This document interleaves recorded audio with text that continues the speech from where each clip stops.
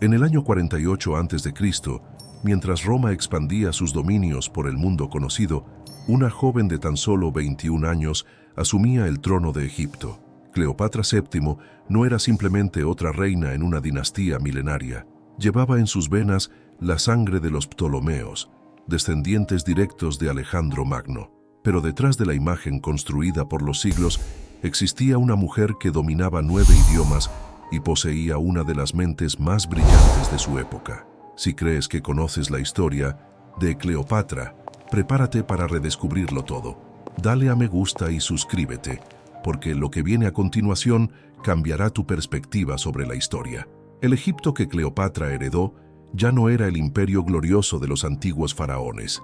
Roma se había convertido en la nueva potencia mundial, y Alejandría, otrora el centro del conocimiento universal, ahora dependía de la protección romana. La joven reina sabía que su supervivencia política dependía de una alianza estratégica con Roma, pero también comprendía que esa misma alianza podría significar el fin de la independencia egipcia que tanto amaba.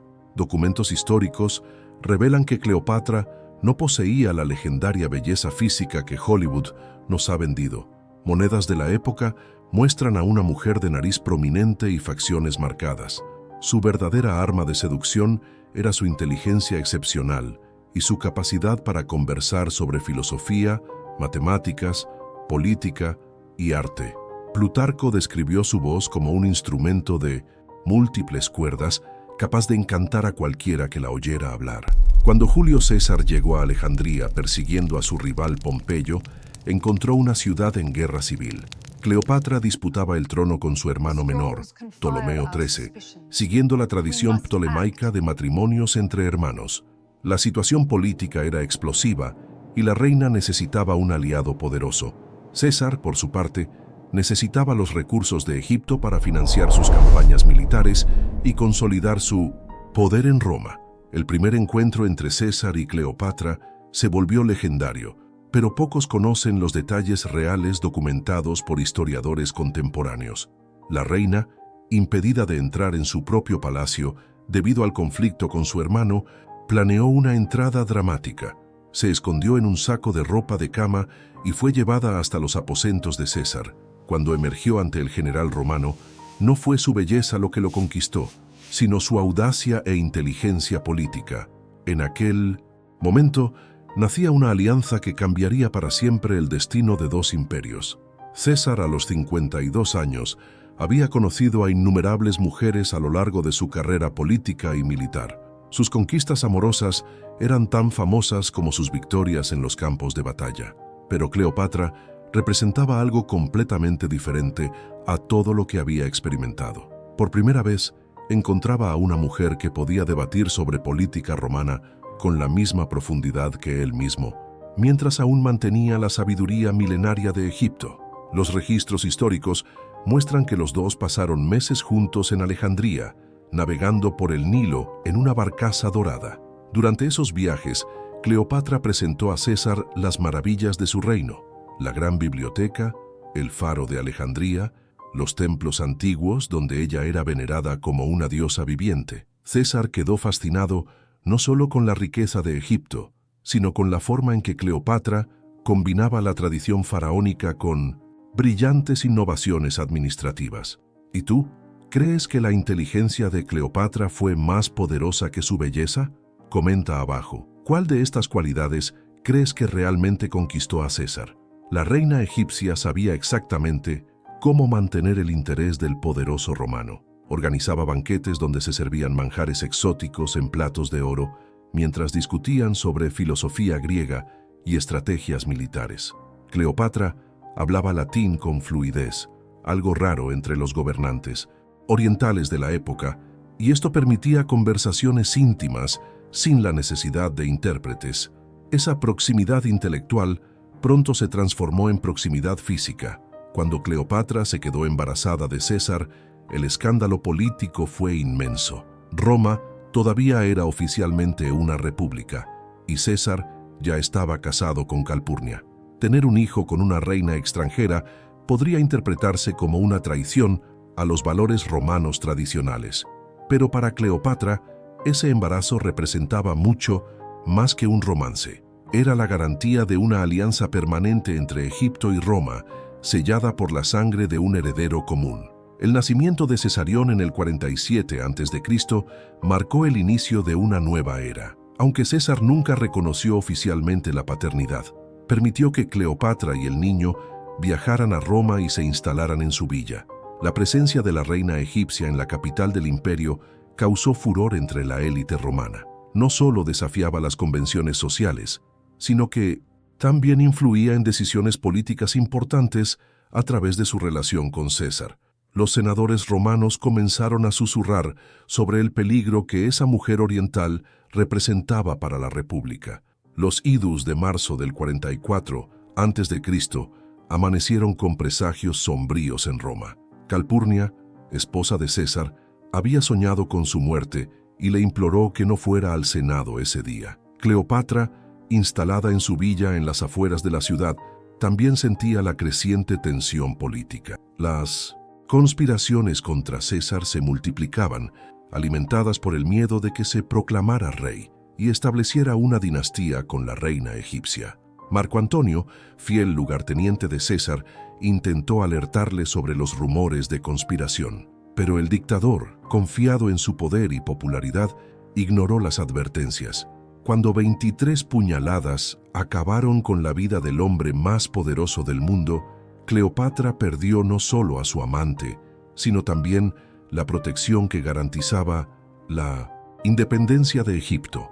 El futuro de su reino y de su hijo dependía ahora de su capacidad para navegar por la nueva realidad política romana. La noticia del asesinato llegó a la villa de Cleopatra pocas horas después del crimen. Documentos de la época revelan que ella inmediatamente comenzó a hacer preparativos para abandonar Roma. Sabía que su presencia en la ciudad se había vuelto peligrosa y que los conspiradores podrían intentar eliminar también a Cesarión. La reina organizó discretamente su partida, llevando consigo tesoros egipcios y, más importante, los documentos que probaban los acuerdos comerciales establecidos con César. El regreso a Alejandría fue un viaje de luto e incertidumbre. Cleopatra necesitaba reaccionar rápidamente para proteger su trono de las ambiciones romanas. Sabía que pronto surgiría un nuevo líder en Roma y que necesitaría seducir a ese hombre con la misma habilidad con la que había conquistado a César. Durante el viaje de vuelta a Egipto, la reina estudió cuidadosamente a los principales candidatos a suceder a César, analizando sus personalidades, ambiciones y debilidades. Entre los posibles sucesores, 3 nombres destacaban: Octavio, sobrino nieto e hijo adoptivo de César; Lépido, comandante de la caballería; y Marco Antonio, el más experimentado de los generales cesarianos. Cleopatra necesitaba elegir cuidadosamente a su próximo aliado, pues de esa decisión dependería no solo su supervivencia política, sino también el futuro de una de las civilizaciones más antiguas del mundo. El destino la conduciría a los brazos de Marco Antonio, un hombre cuyo temperamento apasionado combinaría perfectamente con su propia naturaleza ardiente. Marco Antonio era todo lo que César no había sido. Donde el dictador asesinado poseía refinamiento intelectual y cálculo político, Antonio demostraba una pasión desmedida e impulsos que frecuentemente superaban su razón. Alto, atlético y carismático, encarnaba el ideal romano de masculinidad militar. A los 40 años, ya había probado su coraje en innumerables batallas y conquistado la lealtad fanática de sus legiones a través de su generosidad y camaradería. Si esta parte te sorprendió, comparte este video con alguien que todavía piensa que Cleopatra era solo una cara bonita. Tras la muerte de César, Roma se sumió en una sangrienta guerra civil. El segundo triunvirato, formado por Antonio, Octavio y Lépido, dividió el imperio entre sí para combatir a los asesinos de César.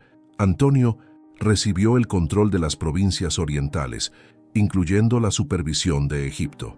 Esto significaba que Cleopatra necesitaría rendirle cuentas sobre los tributos debidos a Roma, una situación que la reina transformaría en una oportunidad. En el 41 a.C., Antonio convocó a Cleopatra a un encuentro en Tarso, en la actual Turquía. La reina sabía que esa reunión definiría el futuro de su reino y planeó una entrada que superaría incluso su primera aparición ante César. Durante semanas, sus consejeros prepararon una puesta en escena teatral que explotaría las debilidades conocidas de Antonio, su vanidad, su amor por el lujo y su creencia en las deidades griegas. La barcaza dorada que llevó a Cleopatra por el río Citno fue una obra maestra de seducción psicológica. Vestida como Afrodita, la diosa del amor, se presentó rodeada de niños disfrazados de cupidos y sirvientas disfrazadas de nereidas. El perfume de incienso exótico impregnaba las velas púrpuras, mientras flautas de oro resonaban con melodías hipnóticas. Plutarco registró que la multitud abandonó a Antonio en el foro para contemplar la llegada de la reina, dejándolo solo en su trono. Cuando finalmente se encontraron, la química entre ellos fue instantánea y abrumadora. A diferencia de César, que había sido conquistado gradualmente por la inteligencia de Cleopatra, Antonio se enamoró inmediatamente de la teatralidad y la sensualidad de la reina. Ella, por su parte, reconoció en él no solo a un protector político, sino a un hombre cuya pasión igualaba su propia intensidad emocional. Aquella noche en Tarso, nacía una historia de amor que desafiaría imperios y cambiaría el curso de la historia occidental. El invierno que Marco Antonio pasó en Alejandría se volvió legendario entre los historiadores antiguos. Por primera vez en su carrera militar, el general romano abandonó completamente sus responsabilidades políticas para entregarse a una vida de placeres orientales. Cleopatra transformó la ciudad en un parque de atracciones exclusivo para su amante, organizando banquetes suntuosos, cacerías exóticas y representaciones teatrales que duraban noches enteras. Plutarco registró que los dos formaron una sociedad secreta llamada Los Inimitables en la Vida, dedicada al refinamiento de los placeres. Cada día traía una nueva aventura: pescas en el Nilo, donde Cleopatra mandaba a buzos a enganchar peces de oro en el anzuelo de Antonio; competiciones de poesía, donde ella demostraba su erudición; juegos de dados donde apostaban ciudades enteras. El romano quedó fascinado con la capacidad de la reina de transformar cada momento en una experiencia única y memorable. Pero detrás de la aparente frivolidad, Cleopatra ejecutaba un plan político magistral. Durante los meses de intimidad, estudió cada aspecto de la personalidad de Antonio, identificando sus ambiciones más secretas. Descubrió que soñaba con igualar las conquistas de Alejandro Magno y expandir el imperio romano hasta la India. La nueva reina alimentó esos sueños, ofreciendo Egipto como base para futuras campañas orientales. La relación íntima permitió que Cleopatra influyera gradualmente en las decisiones militares de Antonio. Lo convenció de adoptar costumbres egipcias, de venerar a los dioses alejandrinos y de ver Oriente no como territorio conquistado, sino como un socio igual a Roma. Esta transformación psicológica fue fundamental para los eventos posteriores, pues Antonio comenzó a identificarse más con el mundo helenístico que con los valores republicanos romanos. Cuando Cleopatra se quedó embarazada de los gemelos Alejandro Helios y Cleopatra Selene, la relación adquirió una dimensión dinástica. Antonio, a diferencia de César, reconoció públicamente la paternidad y comenzó a hablar de una nueva era donde Oriente y Occidente se unirían bajo una única corona. Esos planes grandiosos llegarían a oídos de Octavio en Roma, plantando las semillas de una guerra que destruiría tanto el sueño imperial como a Pintoms, los propios soñadores. Mientras Antonio se perdía en los encantos de Alejandría, Octavio consolidaba metódicamente su poder en Roma. El joven heredero de César, frío y calculador a los 23 años, observaba con creciente alarma las noticias que llegaban de Egipto. Cada informe sobre los excesos orientales de Antonio era cuidadosamente archivado y luego utilizado en la propaganda política contra su rival en el triunvirato. La situación se volvió insostenible cuando Antonio repudió públicamente a su esposa romana Octavia, hermana de Octavio, para casarse oficialmente con Cleopatra, según los ritos egipcios. Este acto fue interpretado en Roma como una traición no solo personal, sino nacional. Octavio explotó hábilmente el escándalo, presentándose como defensor de los valores tradicionales romanos contra la corrupción oriental representada por la reina egipcia. El testamento de Antonio, robado a las Vestales por orden de Octavio, reveló intenciones aún más impactantes. El general romano dejaba territorios romanos a sus hijos con Cleopatra y pedía ser enterrado en Alejandría junto a la reina. Cuando este documento fue leído públicamente en el Senado, la indignación popular alcanzó niveles explosivos. Roma no podía tolerar que uno de sus ciudadanos prefiriera una sepultura extranjera al suelo sagrado de la patria, y la tensión no hace más que aumentar. Lo que viene después es digno de un guión de película. No te pierdas el final, porque el desenlace de esta historia te dejará sin aliento. Cleopatra comprendió que la guerra era inevitable y comenzó a preparar a Egipto para el conflicto final. Movilizó la flota egipcia, fortaleció las defensas de Alejandría y estableció alianzas con otros reinos orientales. La reina sabía que se enfrentaba no solo a Octavio, sino a toda la maquinaria de guerra romana. Su única esperanza residía en la lealtad de las legiones orientales a Antonio y en la superioridad naval egipcia. La pareja real estableció su cuartel general en Éfeso, reuniendo una coalición de fuerzas orientales impresionante. Más de 200 naves de guerra, 80.000 soldados y 12.000 jinetes se preparaban para decidir el futuro del mundo mediterráneo. Pero Cleopatra no era solo la amante de Antonio. Comandaba personalmente 60 barcos egipcios y participaba activamente en la planificación estratégica. Por primera vez en la historia, una mujer lideraría fuerzas navales en una batalla que determinaría el destino de imperios. La Batalla de Accio, librada el 2 de septiembre del 31 a.C., comenzó incluso antes de que las naves se enfrentaran. Durante meses, los dos ejércitos se observaron a través del Golfo de Ambracia, en una guerra psicológica que favorecía a Octavio. Sus generales, especialmente Agripa, cortaron las líneas de suministro de Antonio, mientras la propaganda romana minaba la moral de las tropas orientales con promesas de amnistía para los desertores. Cleopatra percibía que la situación militar se deterioraba rápidamente. Muchos aliados orientales ya habían abandonado la causa, e incluso soldados romanos leales a Antonio comenzaban a cuestionar la sensatez de luchar por una reina extranjera. La moral del campamento estaba en caída libre, agravada por brotes de malaria y escasez de alimentos. La reina propuso una retirada estratégica a Egipto, donde podrían reorganizar las fuerzas y prolongar la resistencia. Antonio, sin embargo, insistió en una batalla naval decisiva. Su experiencia militar lo convencía de que una victoria espectacular restauraría el prestigio perdido y atraería de nuevo a los aliados vacilantes. Cleopatra cedió a los argumentos de su amante, pero secretamente preparó una ruta de escape. Cargó sus naves con el tesoro real y posicionó la flota egipcia en una formación que permitiría una retirada rápida si la batalla salía mal. El combate inicial pareció favorecer a las fuerzas de Antonio. Sus naves, más grandes y pesadas, lograron romper parcialmente la línea de batalla de Octavio. Pero cuando Cleopatra ordenó súbitamente la retirada de la flota egipcia, llevándose consigo el tesoro y las reservas, la moral de las tropas de Antonio se derrumbó instantáneamente. Los soldados interpretaron la maniobra como cobardía o traición, y muchas naves comenzaron a arriar sus banderas en señal de rendición. Antonio, viendo partir a su amada, tomó la decisión que definiría su destino. Abandonando a sus propios soldados, saltó a un barco rápido y persiguió a Mino Insintus a Cleopatra en su huida hacia Alejandría. Este acto selló no solo la derrota militar, sino también la ruina de su reputación. El hombre que había sido el brazo derecho de César, el conquistador de Oriente, se redujo a un fugitivo persiguiendo a una mujer. Roma nunca perdonaría esa humillación, y Octavio se aseguró de que la historia recordara para siempre la vergüenza de Accio. El regreso a Alejandría tras Accio fue un viaje a través del infierno psicológico.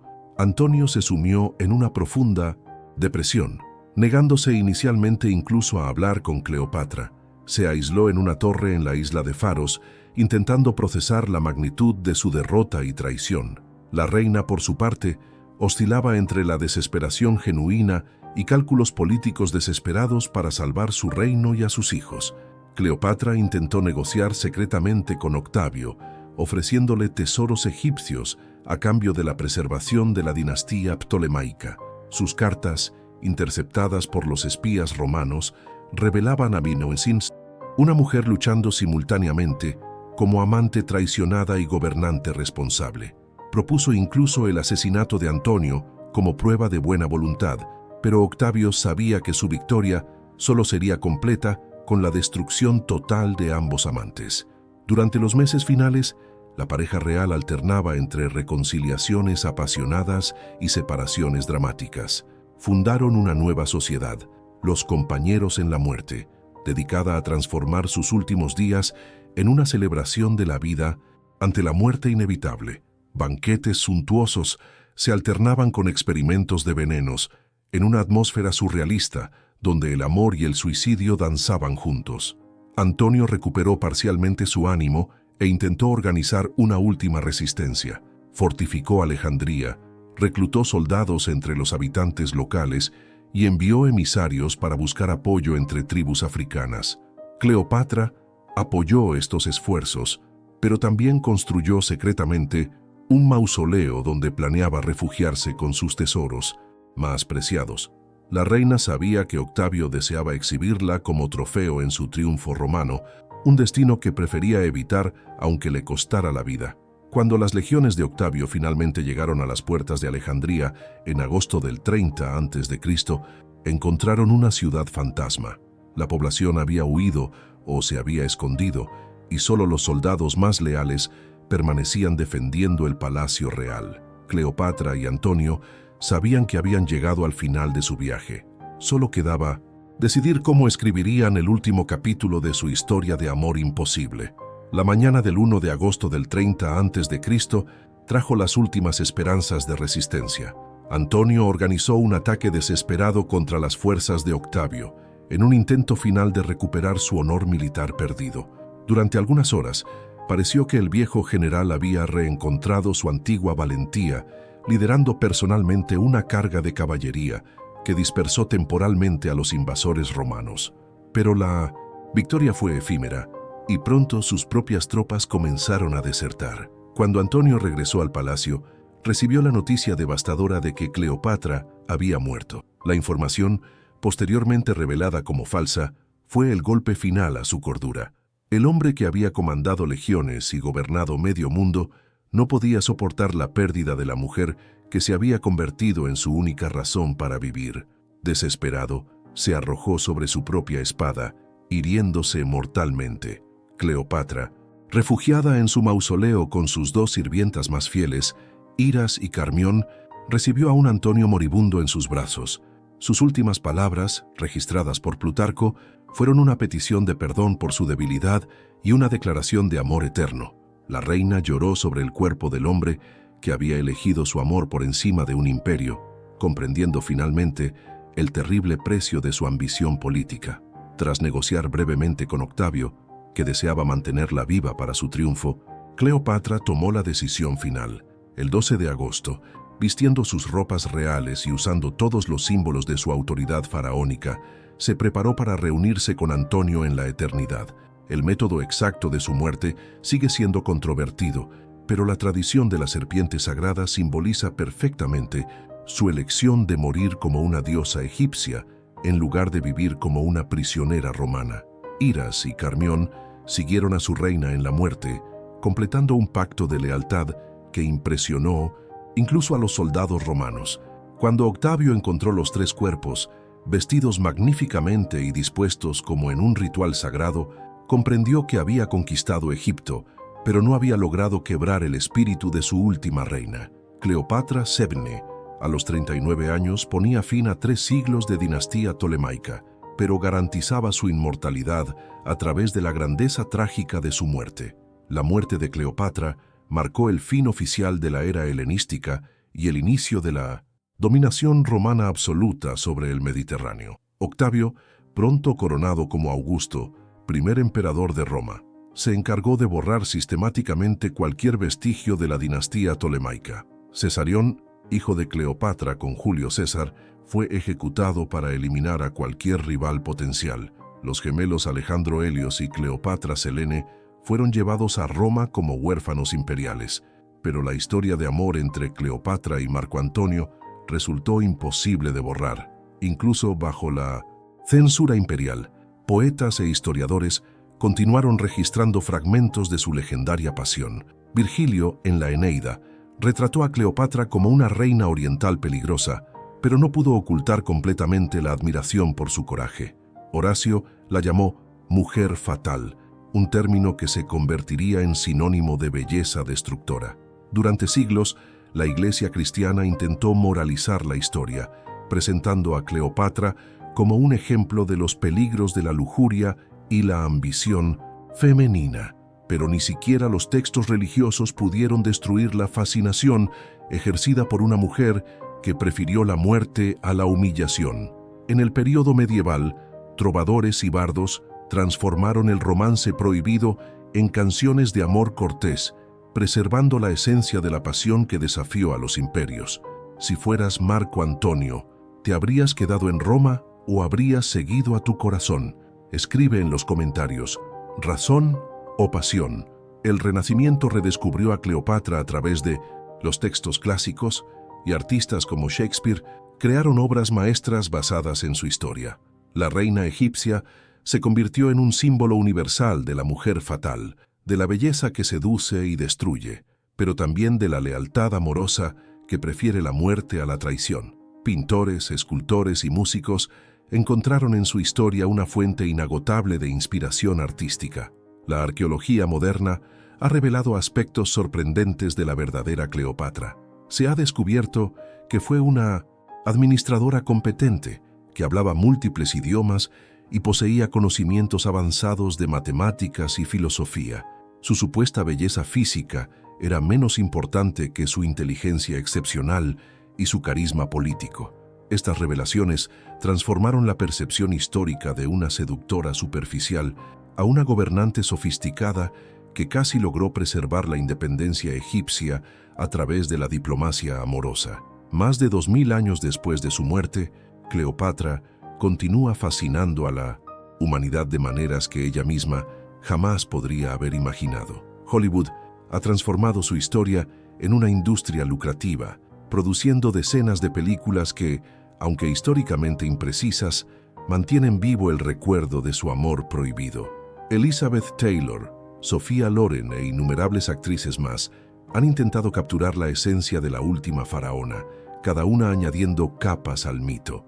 La literatura moderna ha redescubierto a Cleopatra como un símbolo feminista, una mujer que gobernó sola en una época dominada por hombres. Escritoras contemporáneas han reinterpretado su historia, enfatizando su educación superior, sus habilidades lingüísticas y su competencia administrativa.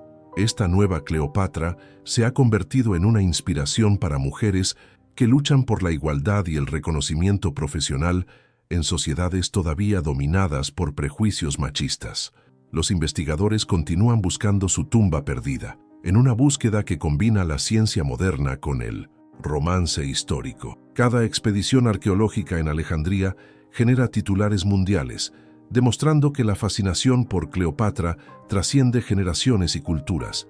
Su tumba representa más que un yacimiento arqueológico, simboliza la esperanza de conectar físicamente con una de las historias de amor más famosas de la antigüedad. La psicología moderna analiza la relación entre Cleopatra y Marco Antonio como un ejemplo clásico de codependencia destructiva entre personalidades narcisistas. Pero estas interpretaciones clínicas no disminuyen el poder romántico de su historia. El público contemporáneo sigue identificándose con una pareja que eligió el amor imposible por encima de la seguridad política, prefiriendo una muerte gloriosa a una vida mediocre. Si has llegado hasta aquí, enhorabuena. Te apasiona la historia tanto como a nosotros. Suscríbete al canal y activa las notificaciones para no perderte las próximas historias prohibidas que cambiaron el mundo. Si has llegado hasta aquí, deja en los comentarios qué aspecto de la historia de Cleopatra te ha impresionado más.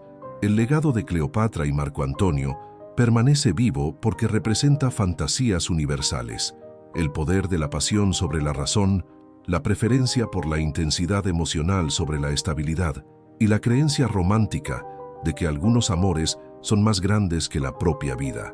En un mundo cada vez más pragmático, la historia de la última faraona de Egipto nos recuerda que todavía existen personas dispuestas a sacrificarlo todo por amor. Suscríbete para descubrir más historias prohibidas de la realeza que cambiaron el curso de la civilización.